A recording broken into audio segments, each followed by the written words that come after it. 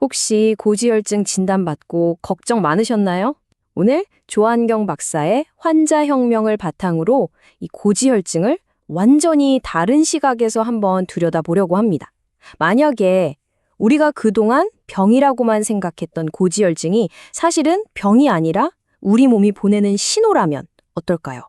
자, 지금부터 그 새로운 관점에 대한 이야기를 시작합니다.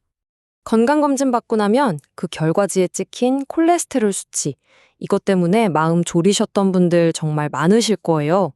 그런데 말이죠, 그 숫자가 문제의 원인이 아니라 그냥 우리 몸 어딘가에 문제가 생겼다고 알려주는 알람 같은 거라면요? 오늘 이야기는 바로 이 질문에서부터 시작될 겁니다. 자, 그럼 오늘 우리가 어떤 순서로 이 문제를 파헤쳐 볼지 한번 볼까요? 먼저 콜레스테롤 수치가 진짜 의미하는 게 뭔지부터 알아볼 거고요. 그러고 나서 현대의학이 가진 한계는 뭔지, 그리고 기능의학이라는 새로운 관점은 이걸 어떻게 보는지 살펴볼 겁니다. 가장 중요한 진짜 원인을 찾아서 마지막엔 우리 스스로 건강의 주인이 되는 법까지 함께 알아보겠습니다. 그럼 첫 번째 이야기부터 시작해 볼게요. 기능의학에서는요, 콜레스테롤 수치가 높다는 것, 그 자체를 병이라고 보질 않아요.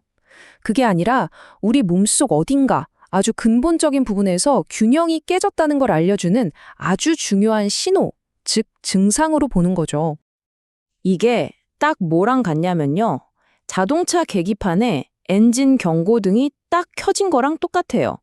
고지혈증도 그렇고 우리가 보통 세트로 묶어서 말하는 고혈압이나 당뇨도 다 마찬가지입니다.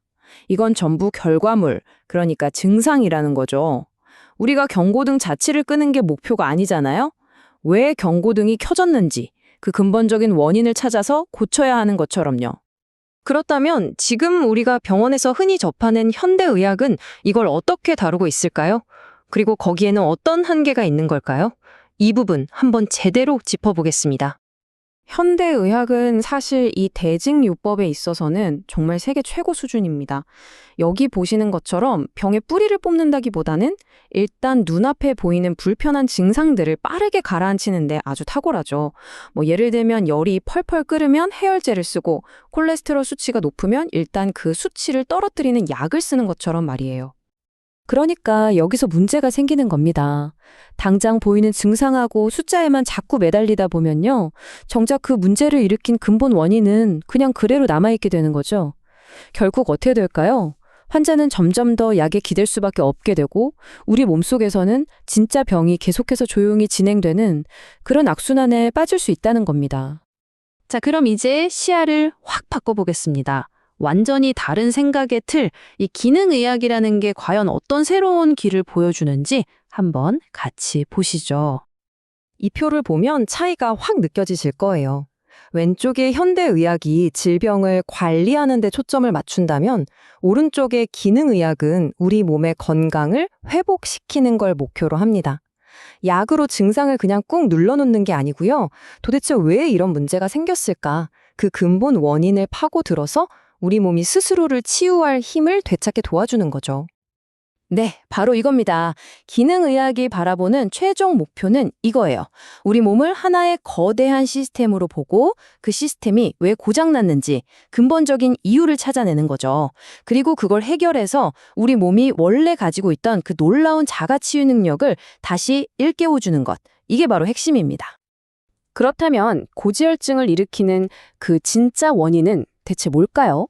기능의학은요, 콜레스테롤이라는 기름덩어리 자체에 주목하지 않습니다. 그보다는 그 기름을 실어 나르는 도로와 교통 상황, 다시 말해서 우리의 혈관과 혈액, 그 자체를 들여다봅니다.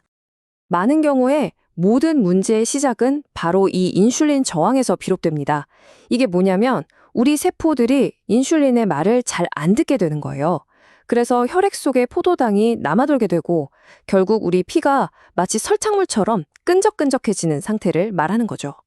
자, 그럼 이 연쇄 반응이 어떻게 일어나는지 한번 보세요. 먼저 피가 끈적끈적해지니까 좁은 혈관을 지나가기가 너무 힘들어지겠죠?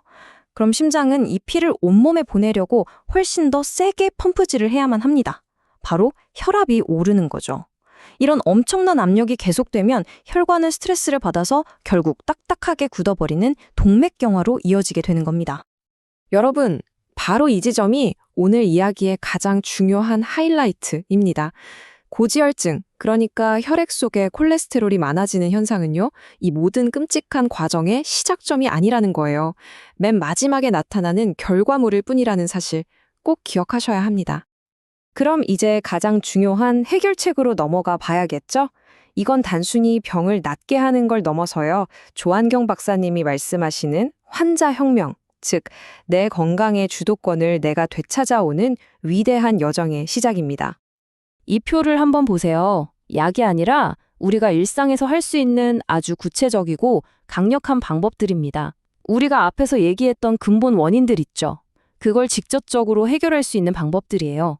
예를 들어 간헐적 단식이나 탄수화물 제한은 인슐린 저항을 개선하고 끈적끈적한 피를 다시 맑게 만드는데 정말 직접적인 도움을 줍니다.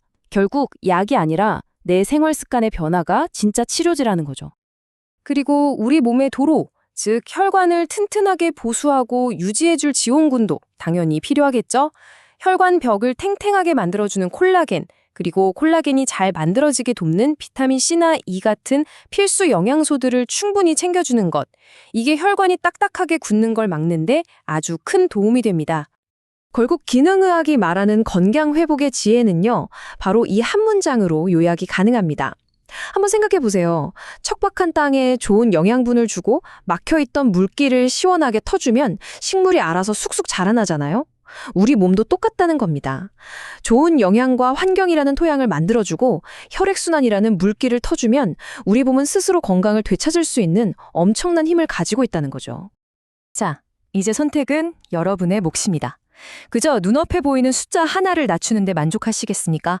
아니면 조금 더 근본적으로 돌아가서 내 몸의 토양과 물기를 바꿔 진짜 건강을 되찾으시겠습니까?